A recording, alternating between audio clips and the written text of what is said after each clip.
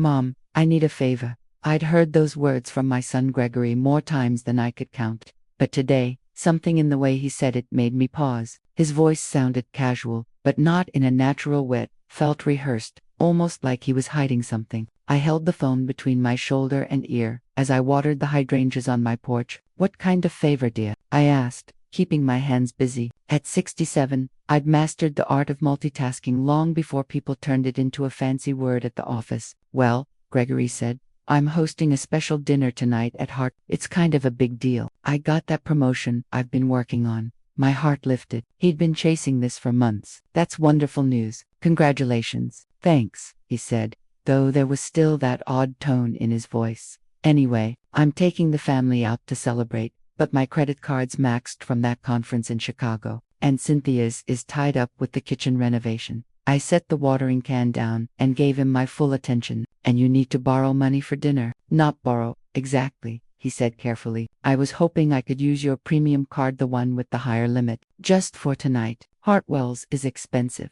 but this is important. I want to do it right.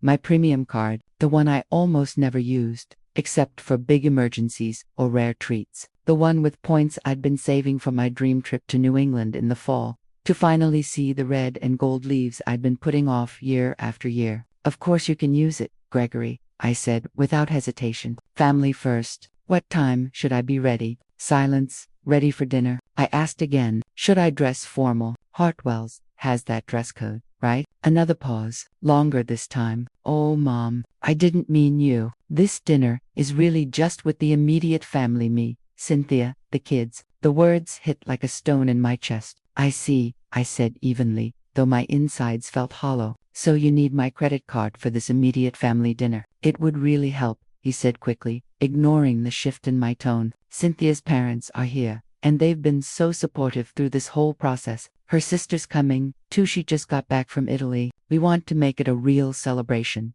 Her parents, her sister, everyone but me. Will Zach and Emma be there? I asked about my grandkids, the ones I rarely saw despite living only 20 minutes away. Of course, it's a school night, but this is a big moment. Executive sales director, comes with stock options, a company car, the works. I closed my eyes, letting it all sink in. My son was throwing a celebration for a promotion I had helped make possible, paying for his college, helping with his first house, and yet I wasn't invited. I was only asked to foot the bill. Mom, are you still there? Yes, Gregory, I said, my voice calm, almost too calm. Congratulations again, you've worked hard. So, about the card. Stop by before 5, I'll have it ready. I hung up before my voice cracked. Standing on the porch, surrounded by the flowers I had tended for years, something shifted inside me. This wasn't the first time I'd been pushed aside in his life, but this cut deeper. To be asked to pay for a celebration I wasn't even welcome at it was more painful than all the other times combined. I went back to watering, but my mind was far away. It had been 5 years since Harold died, leaving me alone in this too big house. 5 years of saying yes to every favor Gregory asked, hoping it would bring me closer to him. 5 years of watching my role in his life shrink smaller and smaller as water spilled over the edge of a pot and soaked the porch boards. The truth hit me. My kindness wasn't building bridges, it was only helping him build a life that no longer had a place for me. I turned off the hose and went inside, not to fetch my credit card but to make 3 phone calls, 1 to my bank, 1 to my lawyer, and 1 to an old friend who owed me a favor. Gregory would get his dinner tonight, paid for by my card, but by dessert tomorrow, he would be facing something entirely different. Gregory showed up right on time, 4:30 p.m. sharp, to grab my credit card. He stood in the foyer checking his watch every few seconds, like the 5 minutes he had to spend with his mother might ruin his whole evening. I really appreciate this, Mom, he said as I handed him the platinum card. I'll bring it back tomorrow. No rush, I replied with a smile that didn't quite reach my eyes. Enjoy your celebration. Hartwell's is a wonderful place. They've put together a custom 6-course menu for us, he said, already inching toward the door. Cynthia arranged everything. How lovely, I answered. And her parents are excited too. Oh, absolutely. Richard's been mentoring me through this promotion. His connections at headquarters really helped me get across the finish line. I nodded, though the words stung. Richard Green, Cynthia's father, had apparently played a bigger role in Gregory's promotion than I ever knew. My son had never once mentioned it, not even during our weekly calls, when I always asked about his job. And Margaret, I asked, thinking of Cynthia's mother, will she be wearing that gorgeous sapphire necklace, the one I admired last Thanksgiving? Gregory blinked, confused. I'm not sure what she's wearing, Mom.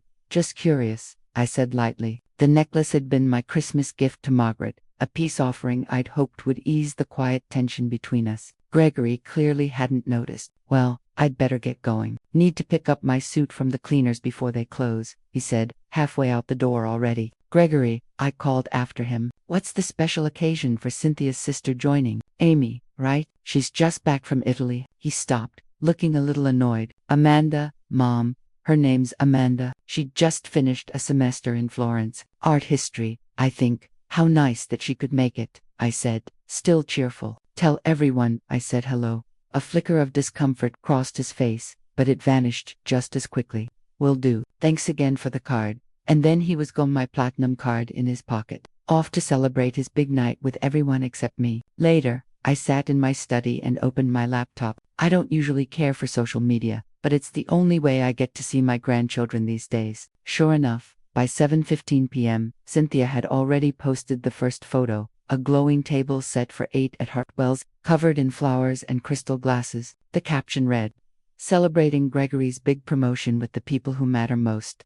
Blessed, the people who matter most." By 8:30, more photos popped up. Gregory raising his glass in a toast. Zach and Emma dressed in little formal outfits I'd never seen before. Richard Green's arm draped proudly around my son like he was the father of the hour. Margaret Green flashing a brand new diamond bracelet, anniversary gift from Richard. Just in time for the big dinner, the caption said. Cynthia's sister Amanda telling stories from Italy while everyone laughed. A picture-perfect family portrait with one glaring absence. Me, at 9:45. My phone buzzed with a credit card alert. The Hartwell's charge had gone through. I opened it and saw the details. Premium champagne, top-shelf wine, cocktails, the chef's special menu with truffles and caviar, and of course, a custom cake with congratulations. Gregory written in gold, every last bit of it charged to me, every last bit of it enjoyed without me. I closed the laptop and sat in the dim light of Harold's old desk lamp. My late husband would have been outraged at our son's behavior. He had raised Gregory to respect his family, to know that loyalty mattered more than success. Somewhere along the way, Gregory had forgotten. What would you do, Harold? I whispered to the empty room. The answer came to me in his voice,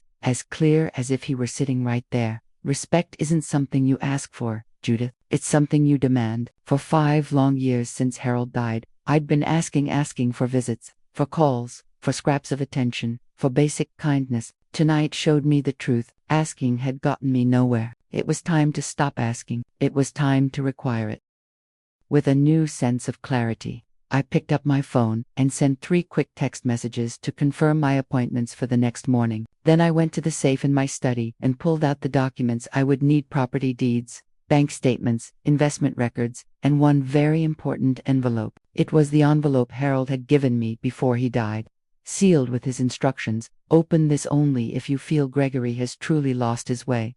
My hands shook as I broke the seal. Inside was a single page, written in Harold's familiar handwriting. Reading his words was like hearing his voice again. He had thought about this possibility long ago, and in his usual steady way, he had left me not only permission, but a plan. Grief and determination washed over me in equal measure. Harold wasn't telling me to punish Gregory. He was reminding me that sometimes tough love is the only way to save someone from themselves. Our family couldn't survive on one-sided giving anymore. It needed balance, respect, and boundaries. I placed the documents in my briefcase, set everything neatly in order, and prepared for bed. For the first time in years, I slept soundly. Tomorrow would change everything. By the time Gregory finished celebrating his promotion, he'd have no idea that a very different lesson was already on its way. The next morning, I arrived at Meridian Bank, right on time, 9 a.m. sharp. Marcus Webb, the regional manager, and one of my former students, greeted me with a warm smile. "Mrs. Harmon, what a surprise. Though I admit, your message sounded urgent. Life has a way of throwing things at us when we least expect it, Marcus," I said, setting my briefcase on his desk. "I appreciate you fitting me in." "Of course," he said. "You mentioned this had to do with your son's mortgage." Among other things, I slid the first folder across the desk. "As you can see, I provided $175,000 as the down payment on Gregory and Cynthia's house 5 years ago. At the time, Gregory promised my name would be added to the deed as a co. That never happened. Marcus studied the papers, his brow furrowed. But your name isn't anywhere on the deed. No, I said calmly. It was overlooked, repeatedly. Despite my reminders, I passed him another document. 2 years ago, when Gregory's credit slipped, I also co-signed their refinance. You'll find that in your system. Marcus tapped at his keyboard and nodded. Yes, you're listed as a borrower, which does give you certain rights regarding the property. He looked up, suddenly more cautious. What exactly are you considering, Mrs. Harmon? I want to know my options if I decide to reclaim my investment, I said evenly. Not the entire mortgage, just my initial contribution, plus the fair interest it would have earned. Marcus's eyebrows rose. That could potentially force them to refinance, or even sell, depending on their finances. I suspected as much. I opened the next folder, spreading out bank statements. Marcus scanned the pages. I see here, Gregory's consulting business account, a college fund for your grandchildren, and a joint checking account you shared with your son. You still have signature authority on all three. Yes, Gregory thought it would be convenient that way. I gave a small, dry smile. That convenience has mostly meant my deposits keeping their accounts afloat. Marcus leaned back in his chair. What would you like to do with them? I want my name and all my funds removed from the business account immediately. The college fund needs to be transferred into a new account in my name. Only I'll serve as trustee for Zach and Emma. As for the joint account, I paused, remembering how many times it had been quietly drained. How many emergencies had been solved with my money. Close it, transfer the remaining balance to my personal account. Marcus nodded, jotting notes. We can certainly make that happen. If you don't mind me asking, what brought all this on so suddenly? I looked at him, remembering the boy who once sat in my music class, eager and full of promise. And for the first time, I considered telling someone the truth. Let's just say I've been reminded that financial boundaries are part of healthy family relationships. I told Marcus. He gave me a knowing look, one that told me he understood more than I was saying. I'll process these changes right away, he said. The business account will take 24 hours to clear, but everything else can be done today.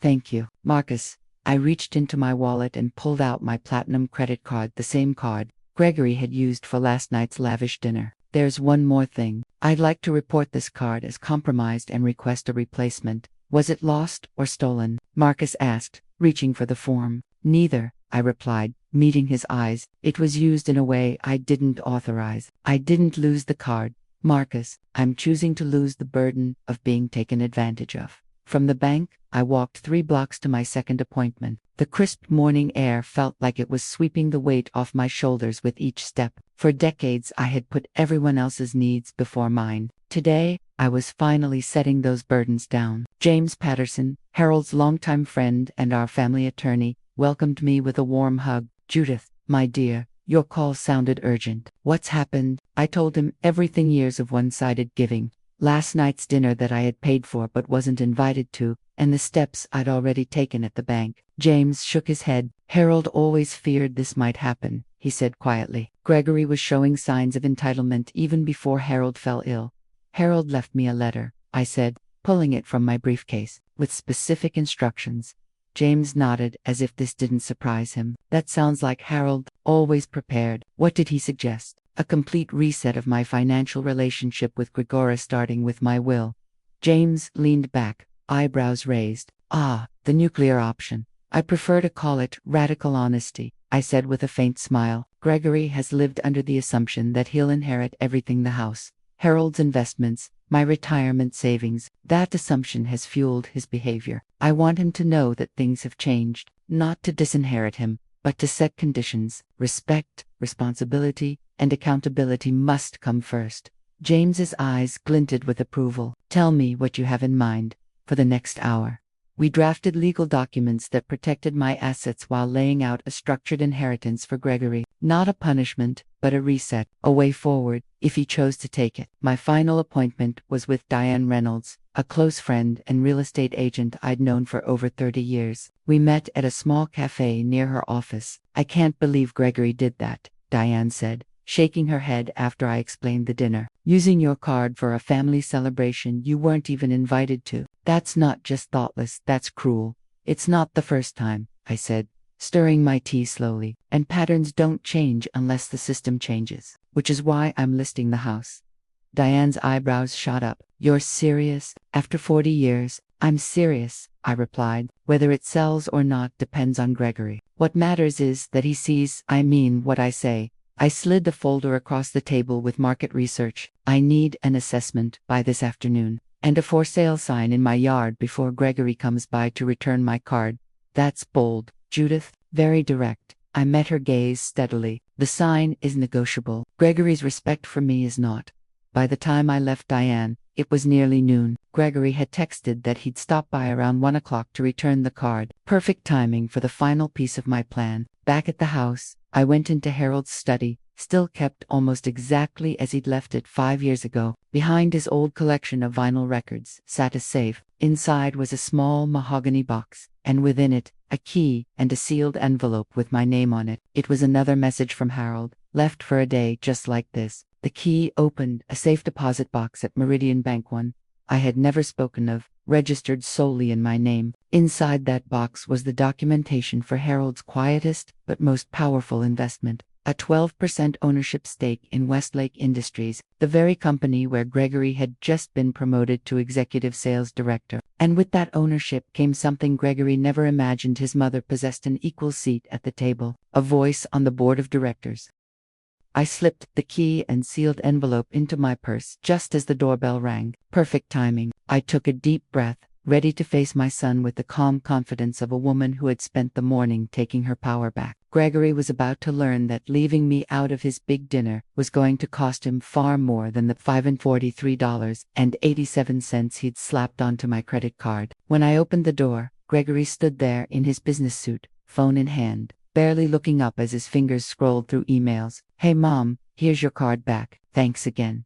He held it out to me without breaking stride on his phone. I didn't take it. Why don't you come inside, Gregory? I just made some coffee. His eyes flicked up, impatient. I can't stay. I've got a lunch meeting with the executive team in 40 minutes. This won't take long, I said pleasantly but firmly as I stepped aside. But it is necessary. Something in my voice finally caught his attention. He looked at me properly for the first time, confusion replacing impatience. Is everything okay? That's what we need to discuss.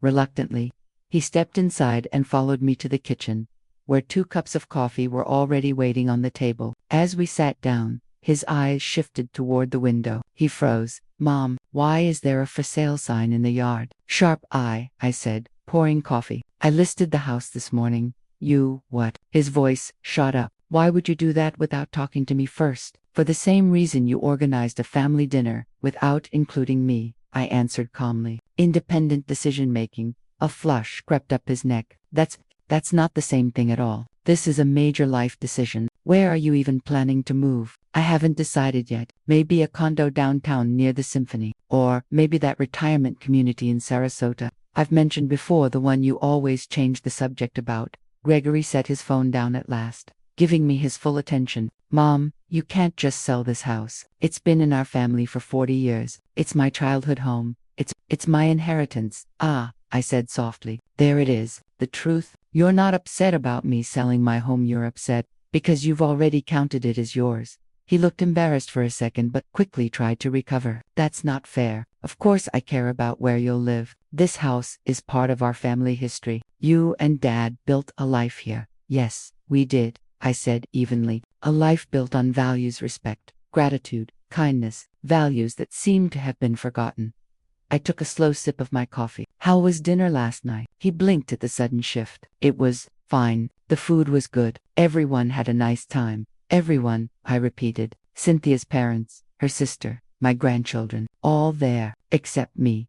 Gregory shifted uncomfortably. Look, Mom, about that, it was more of a business dinner than a family thing. Richard's been a big part of my promotion. And when $1,243.87, I said quietly, cutting him off. What? That's what you charged to my credit card last night for your so-called business dinner? A dinner that included your wife's entire family but not your mother. Gregory's jaw tightened. I'll pay you back if it's about the money. It has never been about the money, Gregory. My voice was steady. If it were, We would have had this conversation years ago after the down payment on your house, that was supposed to include my name on the deed, but didn't. Or after the 3 car payments I covered while you and Cynthia were short on cash, yet somehow managed to take that Cancun vacation the next month. His eyes widened. You knew about Cancun. Facebook exists, I said dryly, just like Instagram exists, where Cynthia posted pictures of last night's dinner with the hashtag family first, a celebration paid for with my card. This time, he actually looked ashamed. I'm sorry if your feelings were hurt. That wasn't my intention. Intentions are shown by actions, not excuses. I reached into my purse, pulled out a folder, and placed it firmly on the table between us. This is a record of every financial contribution I've made to you and your family over the past 5 years. The total came to just over $320,000, without even counting last night's dinner. Gregory just stared at the folder, not daring to open it. Why are you doing this? He asked, his voice tight. Because it's time for a reset in our relationship, I said calmly. This morning, I made some changes you need to know about. I explained each step one by one. Removing my name and money from his business account, moving the grandchildren's college fund into a trust under my control, closing our joint checking account, and reporting my credit card as compromised. With each revelation, his expression shifted from confusion to disbelief, to the edge of panic. You can't do this, he finally stammered. The business account I have payments scheduled, and the mortgage. You co-signed that loan. Yes, I said, which gives me certain rights to the property. Rights I've chosen not to exercise yet, provided we can reach a new understanding about our relationship going forward. He dragged a hand through his hair, looking so much like Harold in that moment it nearly broke my resolve. Mom, if this is about last night, it's not about last night, I cut in firmly. Last night was just the spark that forced me to face what's been happening for years. You've been treating me like an ATM instead of a mother, like a bank account instead of family. That's not true, he protested weakly. It is true, and we both know it. I reached into my purse and pulled out the small key, along with the unopened envelope Harold had left for this very moment. There's one more thing you need to know. Gregory's eyes fixed on the key. What's that? This opens a safe deposit box. Inside are documents showing your father's ownership stake in Westlake Industries, a 12% stake that passed to me when he died. The color drained from Gregory's face. What are you saying? I'm saying that the company where you just got promoted, the company where you're an executive sales director, is one where I am not just a shareholder, but also a board member. I revealed this at this morning's board meeting. Gregory's mouth opened, but no words came out. He looked like he might be sick. The board knows you're my mother. They do now. So does your CEO, Martin Westlake. He was surprised you never mentioned it. Even more surprised when I told him about last night's dinner. You told him about the dinner. Gregory's voice cracked with panic. I mentioned it while congratulating him on your promotion. He thought leaving out your own mother, who also happens to be a board member, showed questionable judgment. He may have a point. Gregory slumped back, the weight of it all finally crashing down. His career, his home, his children's education fund, everything he thought was secure, suddenly looked fragile. What do you want? He whispered. I want what every mother wants, I said softly. Respect, to be included in my family's life in real ways, to have my contributions, financial and otherwise, recognized and appreciated. I slid Harold's envelope across the table. Your father left this for you. He asked me to give it to you if this day ever came. Gregory stared at it, his hand hovering as though the paper might burn him. You planned all this. No, Gregory, you planned all this through years of choices that led us here. I stood, letting him know our conversation was almost done. The question now is, what will you choose to do next? At last, with trembling fingers, he picked up the envelope. His strong, confident facade had crumbled, and in front of me sat not the polished executive, but the uncertain boy who used to chase his father's approval. Should I read this now? He asked, his voice almost childlike. That's up to you, I said gently. Your father wrote it for this moment. Whether you're ready to hear his words is your choice. He turned the envelope over and over in his hands before finally breaking the seal. As his eyes fell on Harold's familiar handwriting, tears welled up immediately. I stayed silent, giving him the space to absorb his father's words. Whatever Harold had written was between father and son. I had left that sealed envelope alone for 5 years, and I was going to respect what it had to say now. As Gregory read the letter, I watched his face change, first nervous, then ashamed, and finally filled with a deep sadness that made him look much older than he was. When he finally lifted his eyes, the polished, businesslike mask he usually wore had completely fallen away. He knew, Gregory whispered. Somehow Dad knew what I would turn into. Your father was a wise man, I said softly, and he loved you enough to think ahead about every possibility.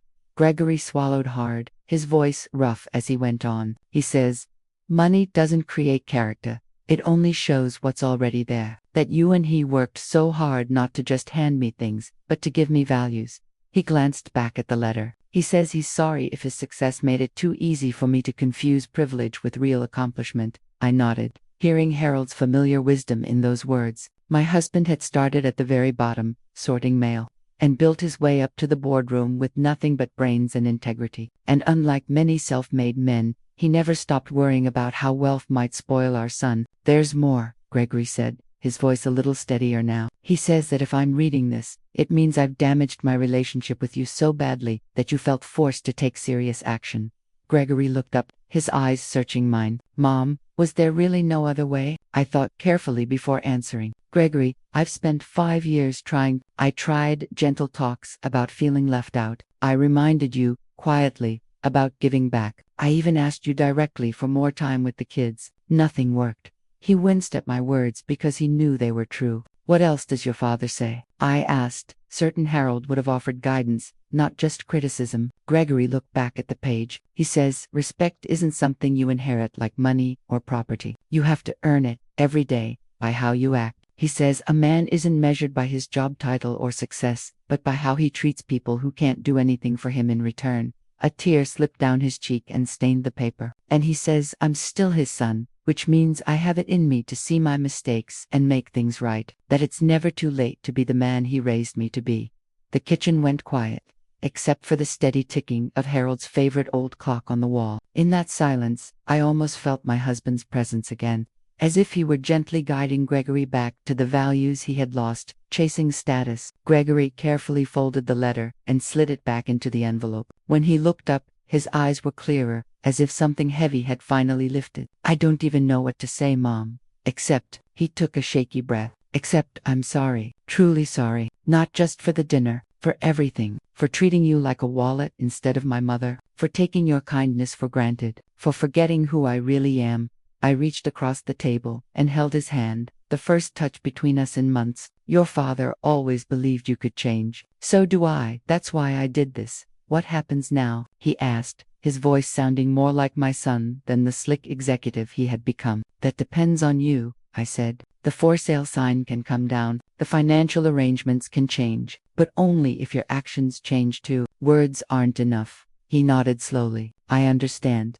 Then he glanced at his watch, and realization flashed across his face. The executive lunch, I'm already late. Yes, you are, I said. So what are you going to do about it? I could almost see the tug of war inside him, ambition on one side, a new awareness on the other. Finally, he said, I need to go. My heart sank for a moment, until he added, but not to that lunch. I need to talk to Cynthia. We need a family meeting with the kids.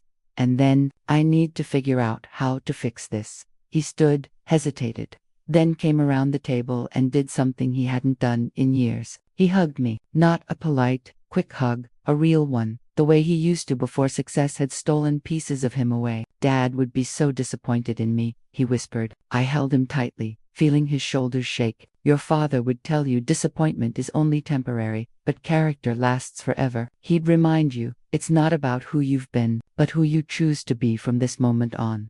When we finally pulled apart, Gregory wiped his eyes with the back of his hand, and I could see maybe for the first time in years, my son again. When Gregory left, he promised, I'll call you tonight. We'll talk about everything, the house, the money, the board position, all of it. I told him I'd be there, waiting. After he walked out, I sat alone in my kitchen. I was exhausted, but strangely calm. Harold's letter had done something I never could have done on my own. It broke through to Gregory. For years, he'd been hiding the good man he once was under pride and ambition. Now, for the first time in a long while, I saw a glimpse of the son Harold and I had raised. I wasn't foolish enough to think one conversation would erase years of problems. Gregory might truly feel sorry right now, but real change takes time and effort. Cynthia probably wouldn't like this shift in their family. and the grandchildren might need time to adjust to having me around more. Still, for the first time in years, I felt real hope that maybe our family could heal,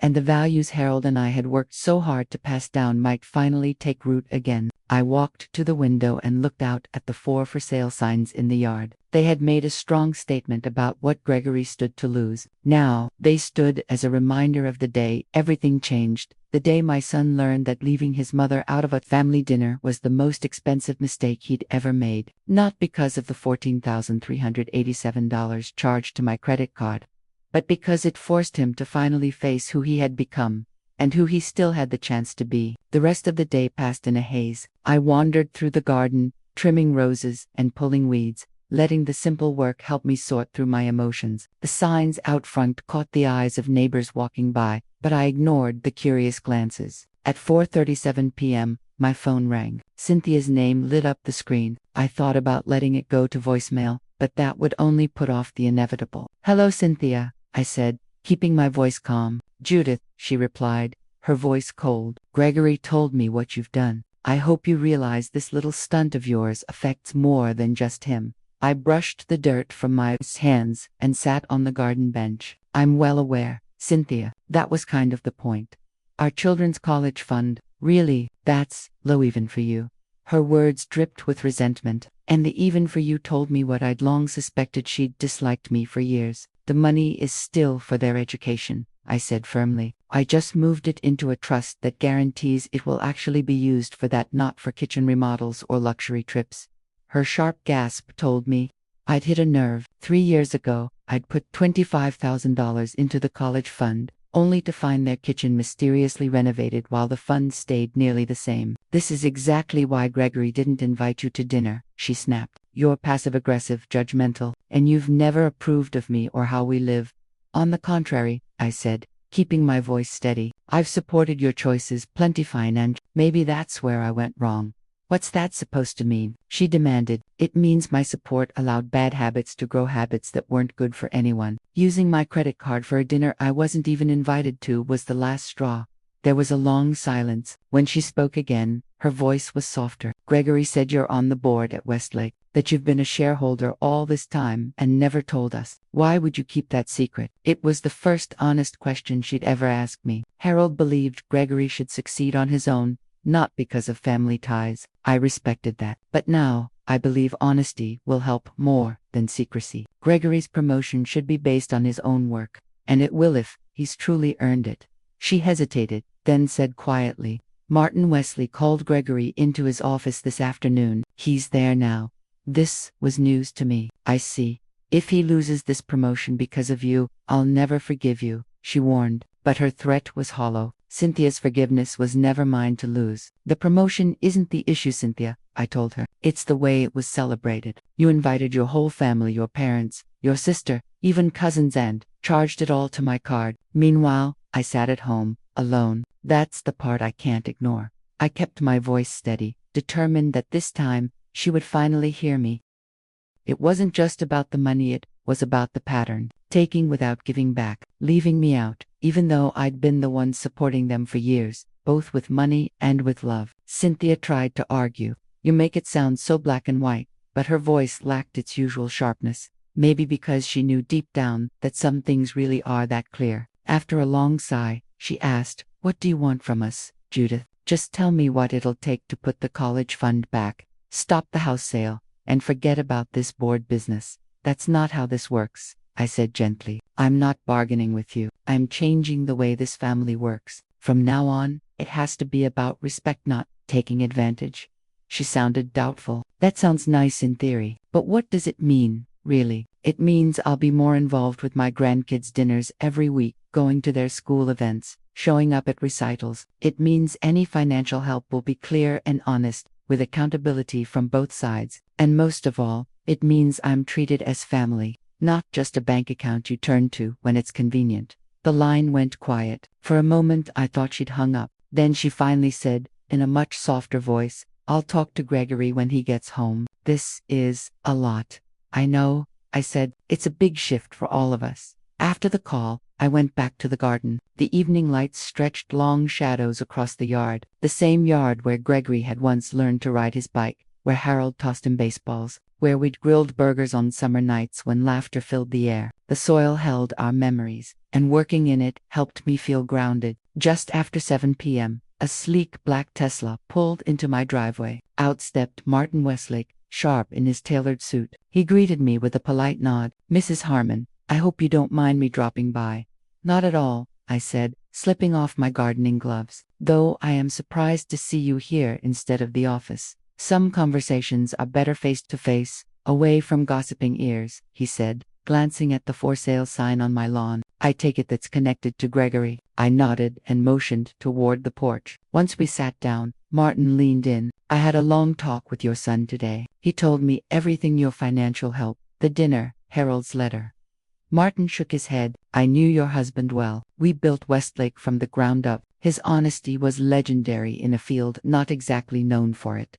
"Yes," I agreed quietly. "It was. Gregory has his father's smarts and drive," Martin continued. "But somewhere along the way, he lost sight of Harold's values." His expression grew serious. "I've put his promotion on hold." My stomach dropped. Hurting Gregory's career was never my goal. "That wasn't my intention," I said carefully. "I know," Martin said. "This isn't punishment. It's growth." His face softened. "I'm moving him into a new role for 6 months, leading our community engagement program. He'll manage partnerships with schools and charities, with a big budget for philanthropy." I raised an eyebrow, immediately understanding. Taking him out of sales, putting him in a role focused on giving instead of taking. "Exactly. Same pay, different focus," Martin confirmed. He stood to leave. Harold would have done the same. In fact, he did something similar for me once, when my ambition outpaced my character. As he headed toward his car, he paused. "Your son is at a crossroads, Judith. So is your family. Yesterday's dinner was ugly, but what happens next will define all of you." Then, he was gone. His Tesla sliding silently down the road. His words lingered with me. A crossroads, yes, for Gregory, and for all of us. The next choices we made could either heal us or split us apart forever. My phone buzzed with a text from Gregory. "We need to talk, all of us. Can we come over tomorrow night? Zach and Emma want to see you too." I typed slowly, choosing my words with care. "Yes, dinner at 6. I'll cook. This is your family's home too, no matter whose name is on the deed." As night settled over the yard, I finally went inside. I left the for sale sign planted in the grass, not because I still meant to sell the house, but because some reminders are too powerful to take down. The lessons from the past day were still sinking in. Tomorrow, I told myself, would be soon enough to decide what needed to change in our family, what old habits to let go of, what relationships to nurture, and what needed to be rebuilt from the ground up. The next day, I poured myself into preparing for dinner. To anyone else, it might have seemed like I was overdoing it, but every detail mattered. I made Harold's favorite lasagna, set the table with the wedding china we'd received 43 years ago, and arranged fresh flowers from my garden in my grandmother's crystal vase. For dessert, I baked Harold's apple crumble with fruit from the tree Gregory had planted with his father on his 10th birthday. This wasn't just dinner, it was a new beginning. By 5:45 p.m., the table was set for 5. The lasagna was bubbling in the oven, and the house smelled warm and familiar. At exactly 6 o'clock, the doorbell rang. I smoothed my dress, took a steadying breath, and opened the door. Gregory stood there in jeans and a sweater, more relaxed than I was used to seeing him. Behind him was Cynthia, polished as always, but quieter than usual. And then there were my grandchildren, Zach, now almost as tall as his dad, and Emma, her long hair tied neatly back. "We brought wine," Gregory said, handing me a bottle and a bunch of flowers. Cynthia stepped forward with her own bouquets, simpler than her usual elaborate arrangements, but somehow more genuine. "Thank you," I said with real warmth. "Come in." As they entered, I noticed Emma clutching a large portfolio case. "What have you got there, sweetheart?" I asked. She glanced at Zach before answering. "Just some things to show you after dinner, if that's okay." "Of course," I said. The room felt heavy with silence until Zach broke it by walking over to the piano in the corner. He ran his fingers over the keys. "Does this still work?" "It does," I said, a little surprised. "Your grandfather kept it perfectly tuned, and I've kept that up." "Cool." He sat down and started playing a simple, classical melody. "Mr. Abernath's been teaching me." "I'm not very good yet." I stared, stunned. you're taking piano lessons. Since when? About 6 months, Gregory answered, looking slightly sheepish. We should have told you.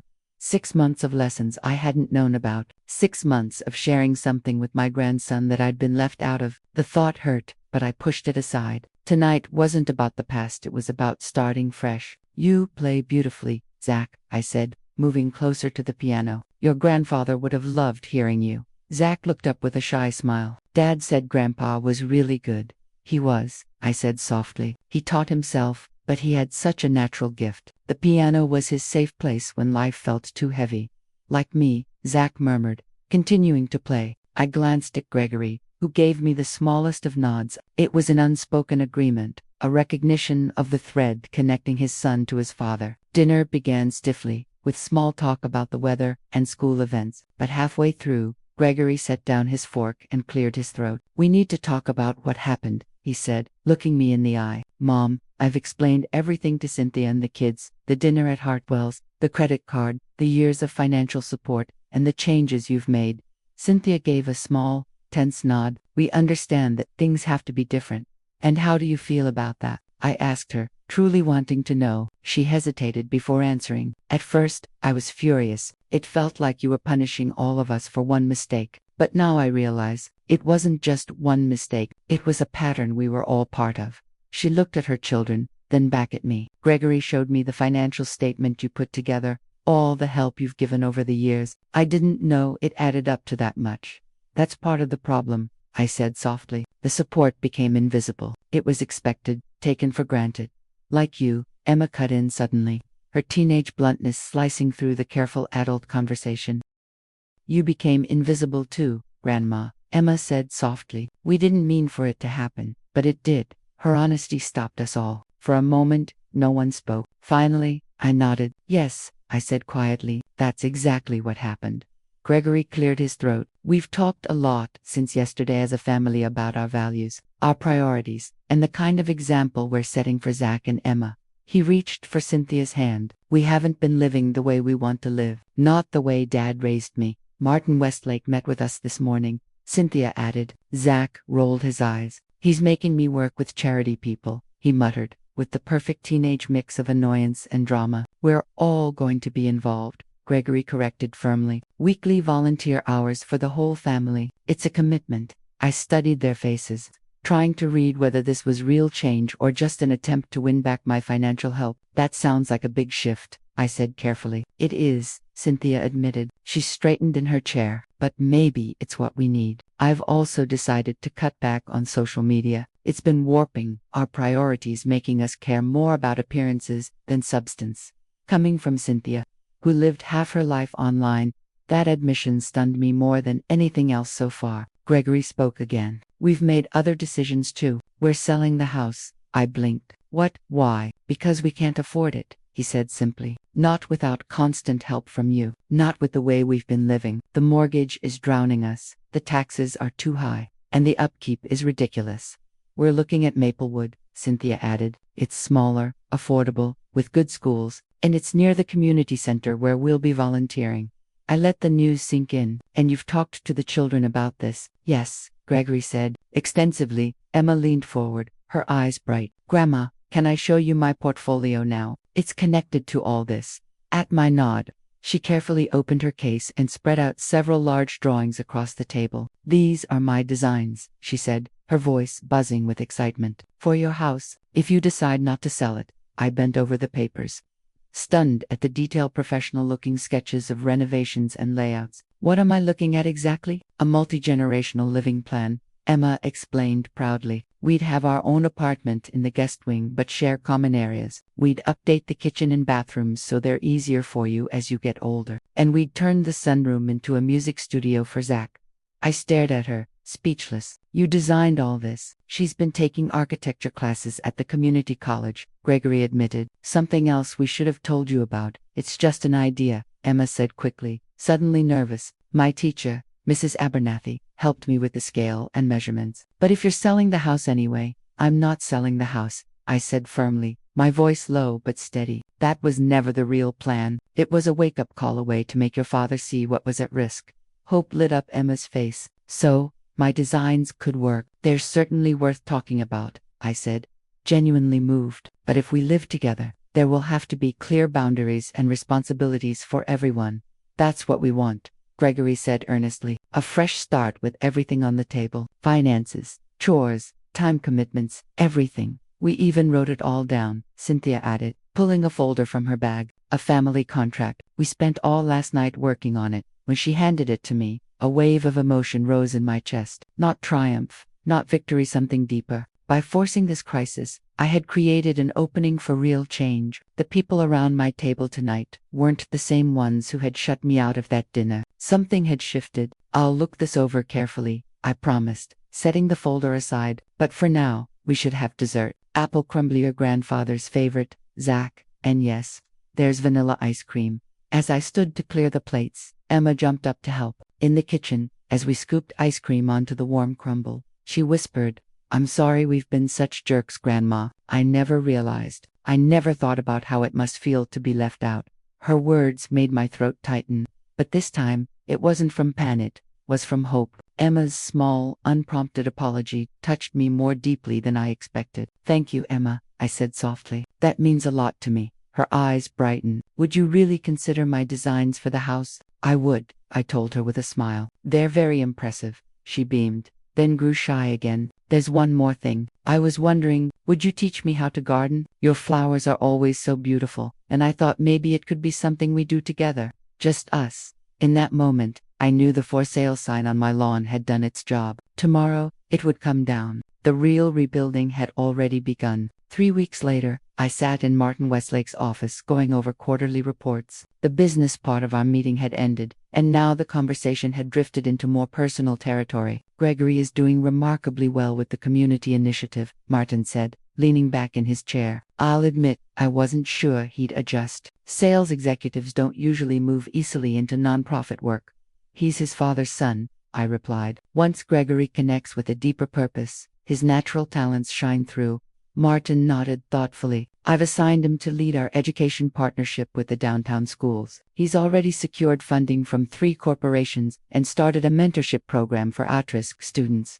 Pride swelled in my chest. This was the Gregory I had always believed in, the caring, capable man Harold and I had raised, hidden for so long beneath ambition and status seeking. "And how are things at home?" Martin asked. "We're finding our way," I said, gathering my papers. The for sale sign came down the day after that family dinner. "Emma is redesigning part of the house for us to live together if we choose. Zach is playing Harold's piano again. Small steps, but meaningful ones." "And Cynthia?" Martin asked gently. He knew our family well enough to recognize the complicated dynamics. "She's adapting," I said with a faint smile. "She's cut back on social media and even joined me for coffee, twice, just the two of us. That's progress." Martin raised his eyebrows. "Remarkable what a little financial leverage can accomplish." "It wasn't about leverage," I corrected kindly. "It was about setting boundaries so respect could grow on both sides." As I drove home, I thought about all the changes in just 3 short weeks. The family contract Gregory and Cynthia had written that night had been revised again and again, with input from all of us, Zach and Emma. The final version now hung on my refrigerator like a proud declaration. Its rules were simple but powerful. Weekly family dinners at my house, with everyone including the teenagers taking turns cooking. Monthly meetings where we discussed money openly, teaching Zach and Emma about saving, budgeting, and giving. Special one-on-one time between me and each grandchild. Piano lessons with Zach, gardening sessions with Emma. Clear financial boundaries, no more surprise loans. My support would go toward the grandchildren's education and true emergencies only. Gregory and Cynthia had also listed their big house for sale. They were downsizing to something smaller, a place they could afford without my help. Meanwhile, Emma's multi-generational living design was being reviewed by a professional architect to see if it could work. When I pulled into my driveway, I noticed Zach's bicycle leaning against the porch railing, sight I never would have imagined just a month earlier. Lately, he had been stopping by after school, sometimes to play Harold's piano, sometimes just to spend time with me. Inside, I found him at the kitchen table, textbooks spread out, a half-eaten sandwich beside him. "Hope it's okay. Made myself lunch," he said, glancing up. "Of course," I replied, hanging my purse on the hook by the door. The moment felt wonderfully ordinary, yet extraordinary at the same time. What are you working on? I asked. History paper. We're studying the civil rights movement. He paused, then looked at me. Actually, Mom said you were in some of the demonstrations back then. Could you tell me about it? I blinked in surprise. Yes, I did. Your grandfather and I both did, but I'm a little surprised your mother mentioned it. She said I should ask you. Zach shrugged, said you probably had better stories than my textbook. I sat down across from him, amazed at this unexpected bridge between us. She's right about that. Textbooks never capture what it felt like to be there. For the next hour, I told my grandson stories I had never shared before about the marches Harold and I joined, the speeches that stirred our hearts, and the hope we carried for a better world. That's why I was so disappointed in your father's behavior, I admitted gently toward the end. Not because of the money or the exclusion, but because it went against the values your grandfather and I tried so hard to pass down. Zach nodded slowly. Dad's different now, since, the credit card thing and everything. He talks more about real stuff instead of just work and money. How do you feel about all the changes? I asked. The house sale, the family contract, maybe moving, it's a lot at once. He thought about it seriously. It was weird at first, especially seeing Dad get lectured by both his boss and his mom in the same week. He gave a small grin, but honestly, home feels calmer now. Mom's not always freaking out about Instagram. Dad even helped me with my science project last weekend instead of saying he had to work. And the volunteering? I asked with a smile. I hear you've been busy at the community center. Zach's eyes lit up. Yeah, I'm teaching little kids piano on Saturdays. They're terrible, but they get so excited when they manage to play even one song. Actually fun. Before I could answer, the front door swung open, and Emma bounded in. Backpack slung over her shoulder, a roll of blueprints tucked under her arm. Grandma, Mr. Donovan reviewed my designs, she blurted out, tossing her backpack aside and spreading the blueprints across the kitchen table, shoving Zach's homework to the edge. He made some changes, but he says the basic idea works. Zach rolled his eyes but quietly moved his books out of her way. Another small shift in our family patience, where there once might have been bickering. Show me, I said, leaning forward. For the next half hour, Emma walked me through the updated plans. Separate entrances for privacy, shared common rooms to keep us connected, a music studio for Zach, wider doorways and safer bathrooms for me as I grew older. Her designs balanced practicality with respect for the history of the home Harold and I had cherished for decades. It's a big investment, I noted, looking at the cost estimates, and a huge life change for all of us. Dad told me to tell you he's already talking to the bank about financing it without using your money, Emma said firmly, and Mom's working on a budget for furniture and everything, just from what they'll make by selling our house. I sat back, quietly amazed. Their effort to stand on their own, without leaning on me, was the most hopeful sign yet. Mr. Donovan says renovations could start next month. If you agree, Emma added eagerly, I could even document the whole process for my portfolio. Let me review everything carefully first, I said, not wanting to crush her excitement, but knowing such a big step required time and thought. Emma nodded, her face suddenly serious. I know, Dad said the same thing. He told me, we need to earn back your trust before we ask Grandma to share her home with us. The maturity in those words nearly brought me to tears. That was my son, the man Harold and I had raised, the man I always believed was still inside him, finally starting to come back. That evening, as I set the table for our weekly family dinner, Cynthia's turn to cook, bringing her mother's lasagna recipe as a peace offering. I stepped into Harold's study. Looking at his photo on the desk, I whispered, you'd be proud of him. It took a crisis to shake him awake, but he's finding his way back to the values we taught him. My fingers brushed over the carved wooden box that once held Harold's letter, the words that had reached Gregory's heart when mine could not. You would have loved these grandchildren, Harold. I'm finally getting to really know them, the way you would have wanted. Zach has your love for music, and that quiet way of thinking things through. Emma has your creativity and stubborn drive. They're incredible kids when they're allowed to just be themselves instead of looking like extras in their parents' picture-perfect life. A soft knock broke me out of my one-sided chat. Gregory stood in the doorway, holding a bottle of wine, looking unsure. Mom, Cynthia sent me to see if you need help setting up. His eyes flicked to Harold's photos. Talking to Dad. He's a good listener, I smiled. Always was. Gregory nodded, stepping in carefully. This room had always felt almost sacred, Harold's space even. after all these years. I've been meaning to ask you something, he said, setting the bottle on a side table. That letter Dad wrote, would it be okay if I framed it? Not to hang up,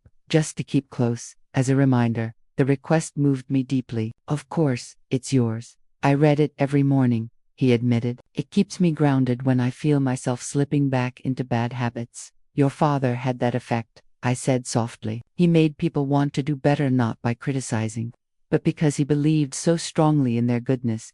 Gregory's eyes filled with tears. I miss him, especially now, when I'm trying so hard to become the man he wanted me to be. He's still guiding you, I said, brushing my hand over Harold's photograph, through his letter, through his values, through the way he lived. And remember, I'm still here too, not just as someone who bails you out or shows up for dinner, but as your mother, with love, wisdom, and yes, the occasional tough truth. I know, Gregory whispered, and I'm finally ready to listen. The doorbell rang. It was Cynthia and Emma. Gregory offered me his arm, in a polite gesture that reminded me so much of his father. Shall we go greet our family? He asked. As we walked toward the front door, I thought about how quickly life can change, how one missed dinner invitation and one borrowed credit card had sparked a transformation that years of gentle talks never could. Sometimes love needed strong action, sometimes respect had to be earned, not asked for, and sometimes the hardest lessons came wrapped in painful moments. But now,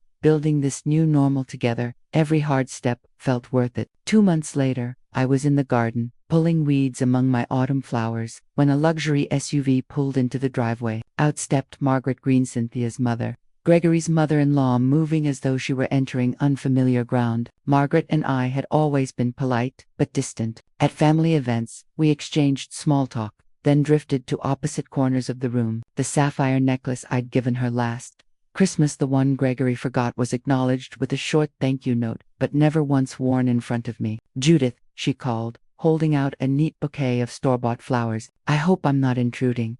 Not at all, I said, slipping off my gardening gloves and brushing the dirt from my knees. This is a surprise. She caught the careful tone in my voice. I could see it in the lift of her eyebrow. Margaret was sharp, which made our years of distance very deliberate. I've been meaning to stop by, she said, handing me the flowers. I invited her in, curious about this sudden visit. In all the 14 years since Gregory and Cynthia's wedding, she had never come alone. In the kitchen, I placed the flowers in a vase. She refused tea, coffee, even wine, her sharp eyes moving across the room. They landed on the family contract taped to the fridge, then on the renovation plans spread across the dining table. So it's true, she said at last. They really are planning to move in with you.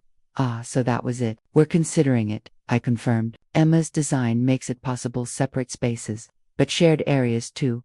Margaret's manicured fingers traced the counter edge. Richard and I were shocked when they sold their house, even more shocked when they refused our help with the down payment for another one.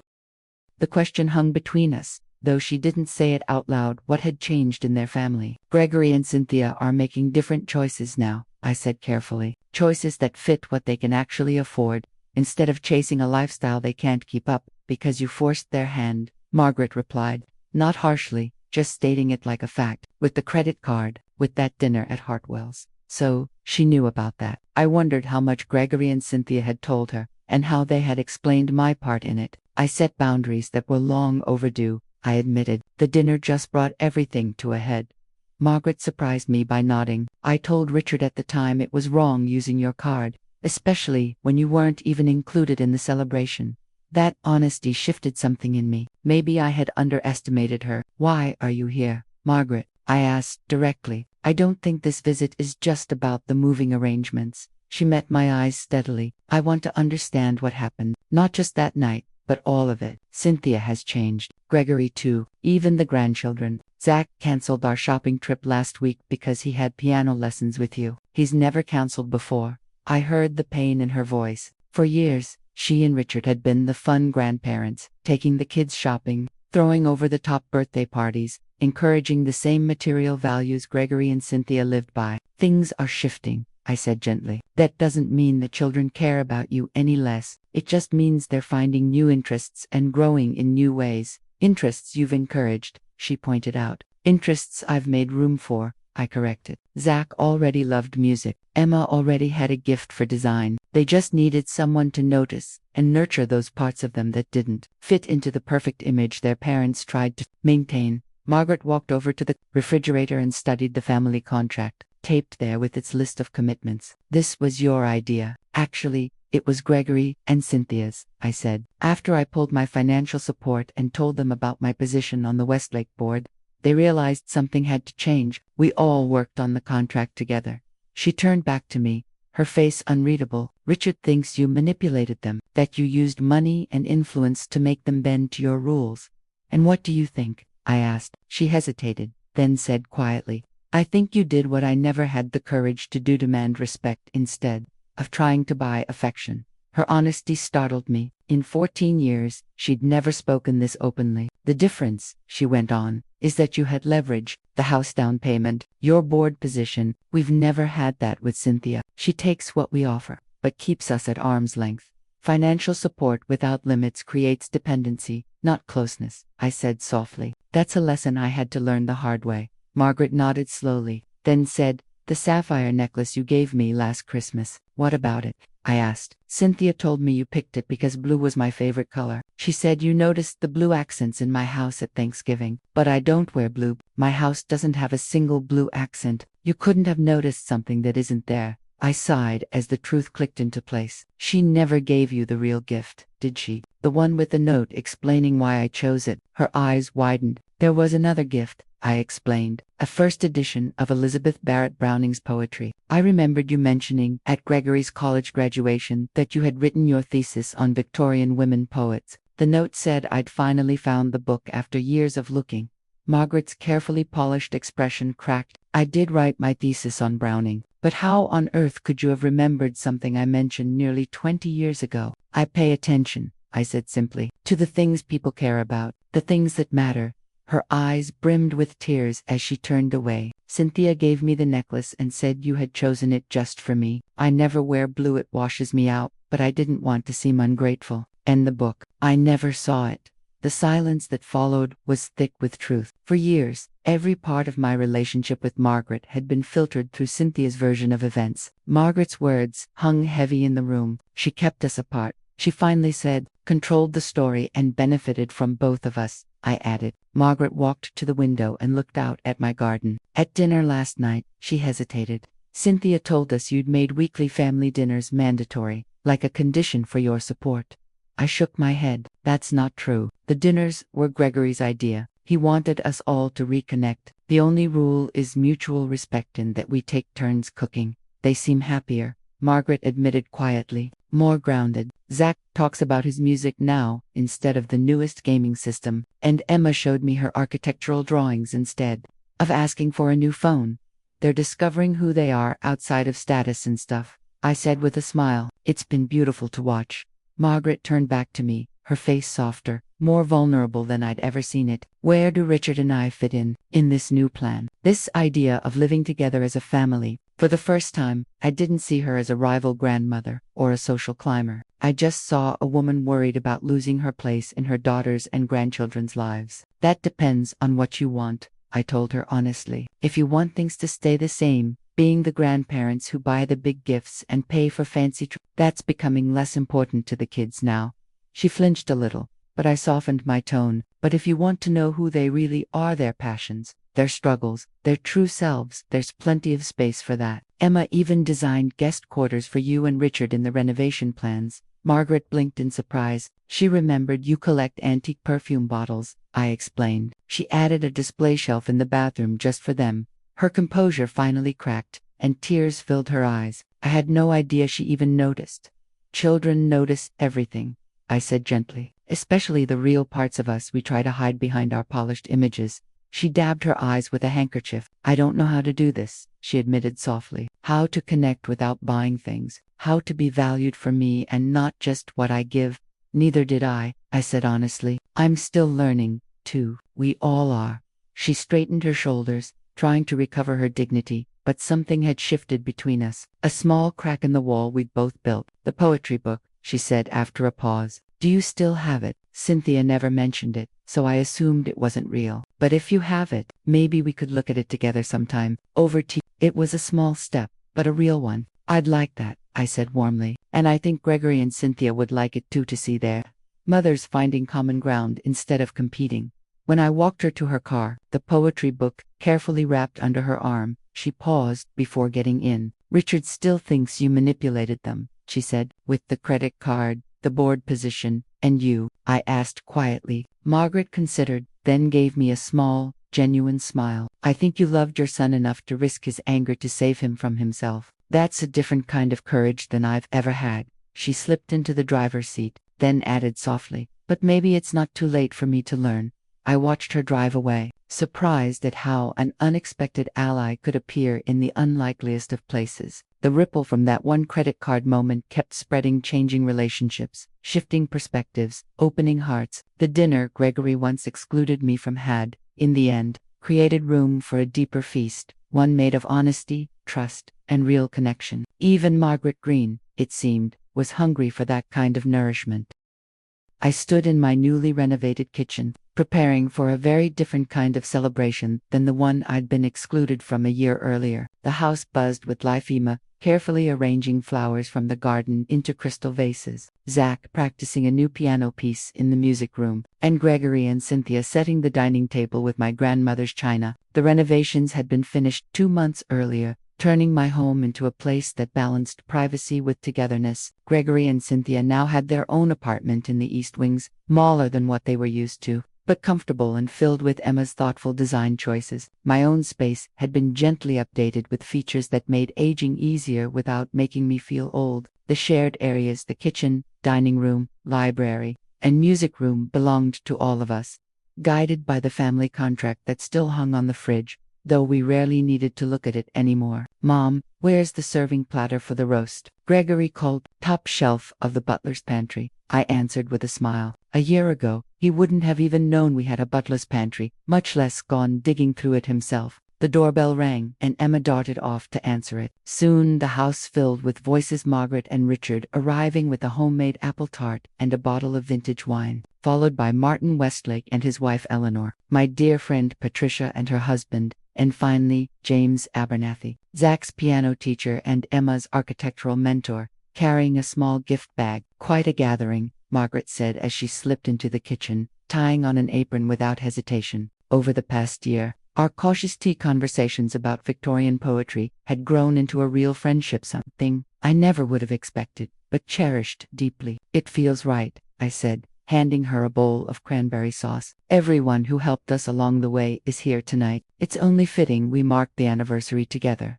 Margaret's eyes softened. 1 year since the infamous credit card dinner. Who could have imagined it would lead here? She was right. My desperate act of drawing boundaries had opened the door to not only a healthier bond with Gregory and his family, but also a wider circle of meaningful relationships. Gregory appeared in the doorway, casual and at ease in a way I hadn't seen in years. His temporary assignment at Westlake's community initiative had turned permanent, and Martin had created a new executive role for him to lead all of the company's philanthropic work. It paid less than his old sales position, but the joy and fulfillment on his face told me it was worth far more. "Need help in here?" he asked, glancing at Margaret and me with a grateful smile at the sight of us working side by side. "Everything's under control," I assured him. "How's the table?" "Perfect, thanks to Emma's exact instructions."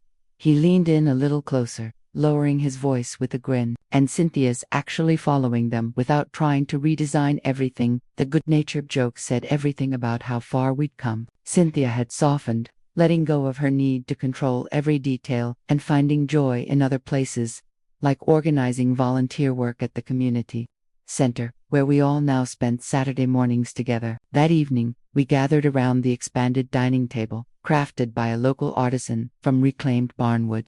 Its size just right for our growing circle. I sat at one end, Gregory at the other, our natural rhythm now, a sign of the shared leadership that had taken root in our family. Before anyone touched their plates, Gregory lifted his glass. "Before we begin," he said, his voice carrying a mix of humor and honesty, "I'd like to propose a toast. 1 year ago today, I asked my mother for her credit card to pay for a family dinner she wasn't even invited to."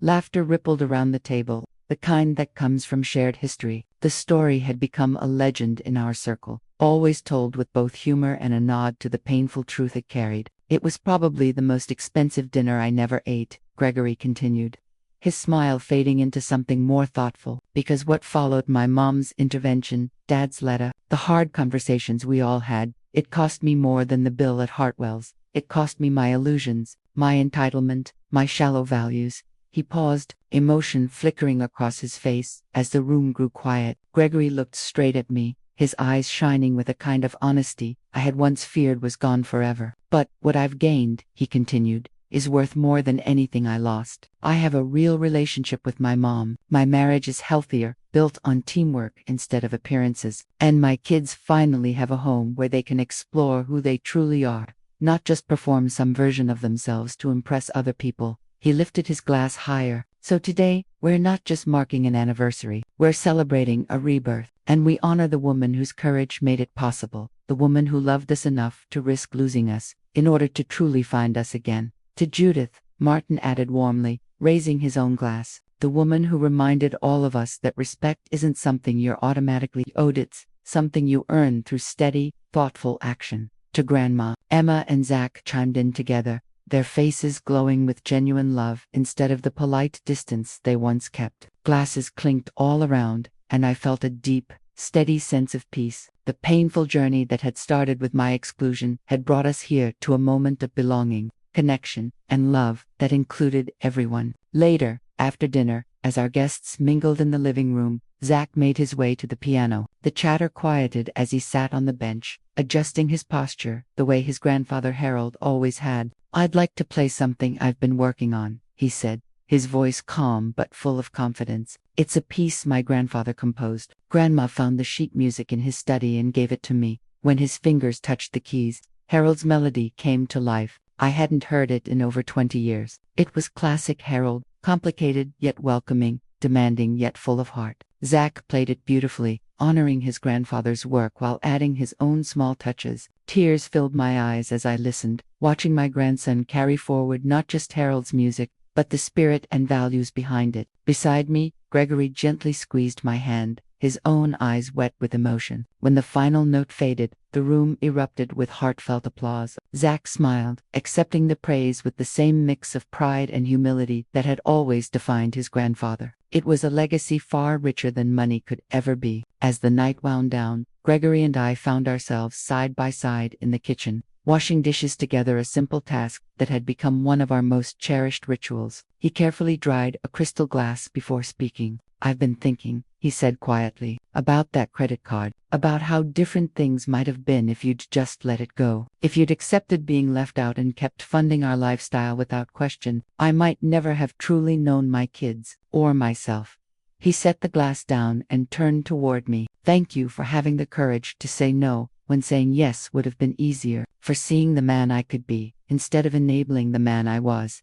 That's what parents do," I told him gently. "Or at least what we should do. Love you enough to risk your anger, if that's what it takes for you to grow." "I've kept Dad's letter," Gregory said after a pause, "for Zach and Emma, for when they're older and facing their own hard choices." I nodded, deeply moved. Harold would like that. He always thought about the long game. As the last guests prepared to leave, hugs replaced the stiff handshakes that once defined our gatherings. When Martin lingered by the door, he spoke softly. "You know, Harold always believed Gregory would find his way. Before he got sick, he told me his greatest hope was that his son would learn to value relationships over wealth, connection over status. He'd be proud of where we've landed," I replied, glancing back into the living room. My family was laughing together over a board game, Emma dramatically dealing cards, while Zach provided a playful piano soundtrack. Gregory and Cynthia sat shoulder to shoulder on the couch, their teasing light and affectionate instead of sharp. "Indeed," Martin said with a small smile, though I doubt even Harold could have guessed the turning point would be a dinner invitation, or rather, the lack of one.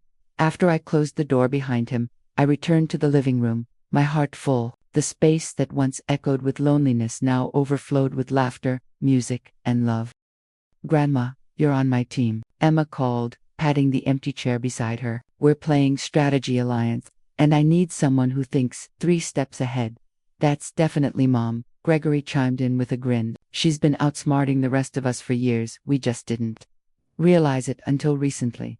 I laughed as I sat down next to my granddaughter, but inside, I felt the weight of how far we'd come. A year ago, I had been left out. That single act of exclusion, painful as it was, had opened the door to something far greater, the most inclusive, authentic chapter of our family's story. Taking back that credit card wasn't just about money, it was about reclaiming my voice, my place, and giving Gregory the chance to grow into the man he was meant to be. The game unfolded with easy laughter and playful banter. Phones stayed tucked away. No one scrolled through social media. No one tried to impress anyone with stories or status. We were simply together, fully present, a family, enjoying each other's company on an ordinary night that felt extraordinary because it was real. Later, when Zach and Emma had gone to bed in their wing of the house, I slipped into Harold's study, the one room I had left almost exactly as it was when he was alive. His leather chair still carried the soft impression of his shape. His books lined the shelves in the same odd order only he understood. His presence was still there, steady and quiet, like a blessing over everything we had become. I opened the drawer of his desk and took out the wooden box that had once held his letter to Gregory. Empty now, but still heavy with meaning. Beside it, I placed a new envelope, my own letter, freshly written and sealed. For the next generation, I whispered to Harold's photo. Inside, I had written the story of this year, how a borrowed credit card and a painful exclusion had led us here, how boundaries, when set with love instead of anger, can heal instead of divide, how sometimes the bravest, most loving act isn't to give in but to say no. One day, when Zach or Emma or even their children faced a moment like this, the letter would be waiting, a reminder that real family bonds can't be bought, and that love often asks us to do the harder thing. As I turned off the light and closed the study door, peace settled over me like a blanket. What had begun with rejection had ended in renewal. The mother who was once left out of a family dinner had become the heart of a home where 3 generations now lived, laughed, and truly connected. And that credit card, it had ended up buying something priceless, not the fancy meal it was meant to cover, but the truth. And with that truth came the chance to finally become the family we were always meant to be. That's today's story. If it touched you, leave a like and subscribe. And don't forget, share your own life lesson in the comments below.